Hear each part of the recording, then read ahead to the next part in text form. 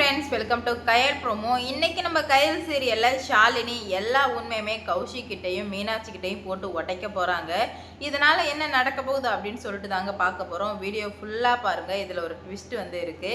என்ன நடக்குது அப்படின்னு பார்த்தீங்கன்னா, ஷாலினி ஆனந்தியோட நிலைமையை பார்த்து ஷாலினிக்கு ரொம்ப கஷ்டமாக இருக்குது. இல்லை, இந்த வீட்டில் உள்ள எல்லாருமே அவங்க விருப்பத்துக்கு ஏற்ற மாதிரி தானே கல்யாணம் பண்ணிக்கிட்டாங்க. ஏன் நான் கூட அப்படி தான் கல்யாணம் பண்ணிக்கிட்டேன்.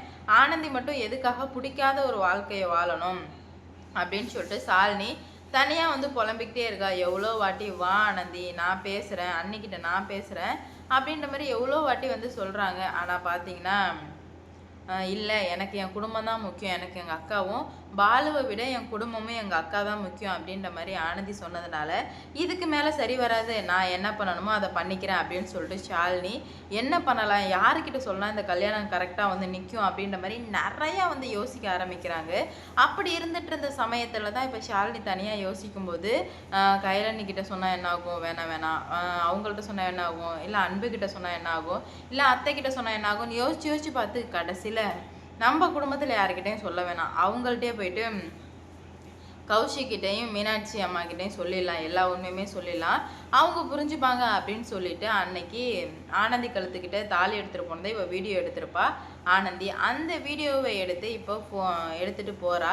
வேகமாக கிளம்பி போகுமே எங்கே போகிறா அப்படின்ற மாதிரி வீட்டில் உள்ளவங்க எல்லாருமே கேட்குறாங்க.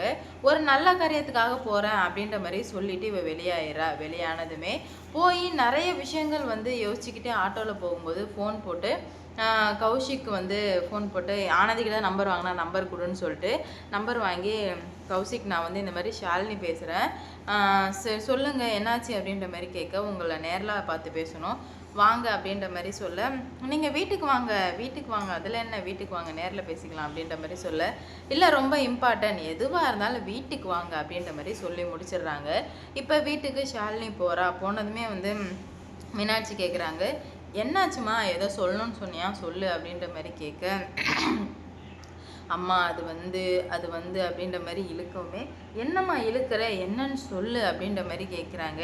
இது நீங்கள் எப்படி எடுத்துப்பீங்கன்னு தெரியல, ஆனால் நீங்கள் புரிஞ்சுக்கணும் எங்கள் சைடு அப்படின்ற மாதிரி சொல்ல, அதான் எல்லாத்தையும் பேசி முடிச்சாச்சு, இப்போ என்னம்மா நீ ஒன்று புதுசாக சொல்ல வரையே என்ன அதுன்னு கேட்கும்போது அப்போ தான் ஷாலினி எல்லாத்தையுமே சொல்கிறாங்க.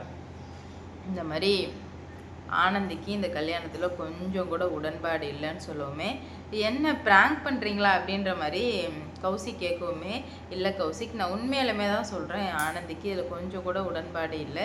ஏன்னு கேட்கும்போது அப்போ தான் உண்மையை சொல்கிறாங்க. இந்த மாதிரி அவளுக்கு பாலுன்ற ஒரு பையனை ரொம்ப பிடிச்சிருக்கு, அதனால தான் அவளால் எதுவுமே சொல்ல முடியல அப்படின்ற மாதிரி சொல்கிறாங்க.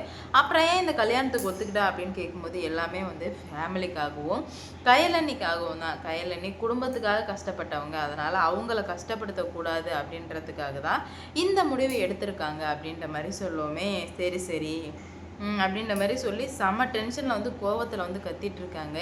என்ன விளையாடுறீங்களா, ஒரு பிரச்சனையாக கிளப்பிக்கிட்டே இருக்கீங்க, இதெல்லாம் என்ன நல்லாவா இருக்குது, நீ சும்மா உதார் உள்ள போலமா, நீ வீட்டை விட்டு வெளியே போமா அப்படின்னு சொல்லும்போது அப்போ தான் ஆதாரத்தை எடுத்து காட்டுறாங்க. இங்கே பாருங்கள், நான் சொல்கிறத நீங்கள் நம்பலை, இதை பாருங்க அப்படின்னு சொல்லிட்டு அந்த ஆதாரத்தை காட்டவுமே வெலைன்னு ஆயிடுச்சு. ஏன்னா ஆனந்தி கழுத்துக்கிட்ட தாலி இருக்குது, அவங்களுக்கு என்ன பண்ணுறதுன்னு தெரில, இடிஞ்சு விழுந்துட்டாங்க. மீனாட்சிக்கெலாம் ஒரு மாதிரி தலை கிறுக்கிறுன்னு ஆயிடுச்சு. நீ சொல்கிறது என்னால் கொஞ்சம் கூட ஏற்றுக்க முடியாதுமா அப்படின்ற மாதிரி சொல்லுவோமே. உங்கள் சைடும் எங்களுக்கு புரியுது, இருந்தாலும் எங்கள் சைடும் நீங்கள் யோசிக்கணும்.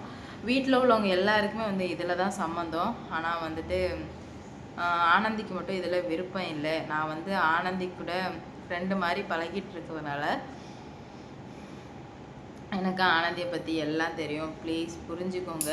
அவள் ரொம்ப பாவம், குடும்பத்துக்காக சாக்ரிஃபை பண்ணணும்னு நினைக்கிறான். ஆனால் அப்படி ஒன்றும் பண்ணணும்னு அவசியம் இல்லைல்ல. இப்போ குடும்பம் இப்போ உங்களை கல்யாணம் பண்ணலன்னா அவள் ரொம்ப வீட்டில் உள்ளவங்க எல்லாருமே அவளை திட்டுவாங்க போவாங்க. ஆனால் ஒரு கட்டத்தில் கண்டிப்பாக ஏற்றுப்பாங்க. ஏன்னா என்னையே எடுத்துக்கோங்களேன், ஏன்னா நானே இப்போது ரொம்ப மோசமாக தான் நடந்துட்டு இருந்தேன். நானே வீட்டை விட்டே ஒடியாந்தேன்னா தான் என்னையே ஸ்டார்டிங்கில் யாருமே ஏற்றுக்கல. ஆனால் காலப்போக்கில் அவங்க ஏற்றுக்கிட்டாங்க. அதுதான் அவங்களோட மனநிலைமை. அவங்க அப்படி தான் ரொம்ப ரொம்ப நல்ல கேரக்டர் அந்த வீட்டில் உள்ள எல்லாருமே. அதனால் நீங்கள் கொஞ்சம் யோசிச்சு பாருங்கள். எப்படியாச்சும் ஆனந்தி காப்பாற்றி கொடுங்க அப்படின்ற மாதிரி கேட்குறாங்க. என்னம்மா நீ பைத்தியகாரத்தனமாக பேசிகிட்ருக்கே அப்படின்ற மாதிரி சொல்ல, இல்லை எனக்கு வேறு வழி தெரில, என்னாலே வந்து என்ன பண்ணுறது போகிறதுன்னு தெரியல, வேறு வழி தெரியாமல் தான் உங்ககிட்ட வந்து நான் நிற்கிறேன், நீங்கள் எப்படியாச்சும் உதவி பண்ணுங்க அப்படின்ற மாதிரி சொல்லுவோமே. இப்படி எல்லாத்தையுமே சொல்லுவோமே, அவங்களுக்கு என்ன பண்ணுறது ஏது பண்ணுறது சொல்லிட்டு சுத்தமாக புரியல. என்னடா அது இப்படி சொல்கிறீங்களே, இது உங்கள் குடும்பத்தில் உள்ளவங்க எல்லாருக்கும் தெரியுமான்னு கேட்கும்போது, இல்லை யாருக்குமே வந்து இந்த விஷயம் தெரியாது, தெரியாமல் தான் நான் வந்து வச்சுருக்கேன், அதனால் நீங்கள் எதுவும் வந்து நினச்சிக்காதீங்க அப்படின்ற மாதிரி சொல்கிறாங்க. இதை எப்படி நினச்சிக்காமல் இருக்க முடியும்? எந்த அர்த்தத்தில் நீங்கள் வந்து இந்த மாதிரிலாம் பேசுகிறீங்கன்னு சொல்லிட்டு எனக்கு சுத்தமாக புரியல. ஆனால் நீங்கள் பண்ணுறது போகிறதெல்லாம் ரொம்பவே வந்து தப்பான விஷயம் அப்படின்ற மாதிரி சொல்கிறாங்க. அப்போ தான் வந்து ஷாலினி சொல்கிறாங்க, நான் இப்போ வந்து பேசினது கூட அவங்க யாருக்குமே தெரியாது, நீங்கள் தான் எப்படியாச்சும் இது வீட்டுக்கே தெரியாத மாதிரி நீங்கள் மட்டும் காட்டிக்கோங்க, இதுதான் வந்து நான் உங்ககிட்ட கேட்க வந்திருக்கேன்னு சொல்லுவோமே.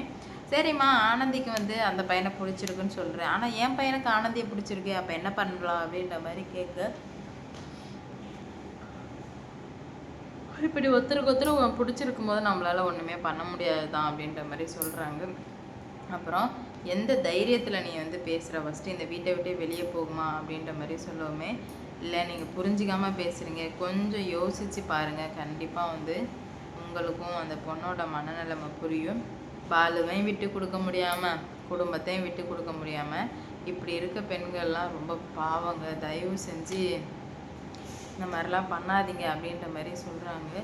என்னம்மா நீ என்னென்னமோ உருட்டிட்டு கிடக்குறியே, நீ பண்ணுறது போகிறது மொத்தமும் சரியா, நீ பண்ணுறது எனக்கு எதுவுமே வந்து பிடிக்கல அப்படின்ற மாதிரி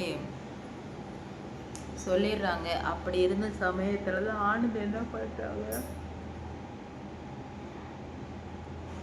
ஒரு வாட்டியுமே வந்து நானும் பொறுத்து பார்த்தேன், இதுக்கு மேலே எதுவுமே வந்து சரிப்பட்டு வராது, அதனால தான் வந்து நம்மளும் என்ன பண்ணுறது, ஷாலினி வேற இந்த மாதிரிலாம் பண்ணிகிட்ருக்காளே அப்படின்னு சொல்லிட்டு கோபம் தாங்க முடியல. அப்படி இருந்த பட்சத்தில் தான் ஒரு வாட்டியுமே அவங்க சொல்கிறாங்க எடுத்து இல்லை இது எல்லாமே வந்து தப்பு, இப்படி பண்ணக்கூடாது, போகக்கூடாது அப்படின்ற மாதிரி சொல்கிறாங்க. என்ன நடக்க போகுது ஏது நடக்க போகுது அப்படின்னு சொல்லிட்டு வெயிட் பண்ணி பார்க்கலாம். கயல் வந்து ரொம்ப பெரிய பிரச்சனையெல்லாம் வந்து பண்ணிகிட்டே இருந்துகிட்டே இருந்தாங்க, ஆனால் இப்போது எந்த ஒரு பிரச்சனையுமே பண்ண முடியாது அப்படின்ற லெவலுக்கு வந்துட்டாங்க. அதனாலேயே வந்து என்ன நடக்க போகுது ஏது நடக்க போகுதுன்னு சொல்லிட்டு சுத்தமாக புரியல. கொஞ்சம் கொஞ்சமாக வந்து எல்லாமே வந்து சரி பண்ணணும், எல்லாத்தையும் சரி பண்ணி எப்படி கொண்டு வர போகிறாங்கன்னு பார்க்கலாம்.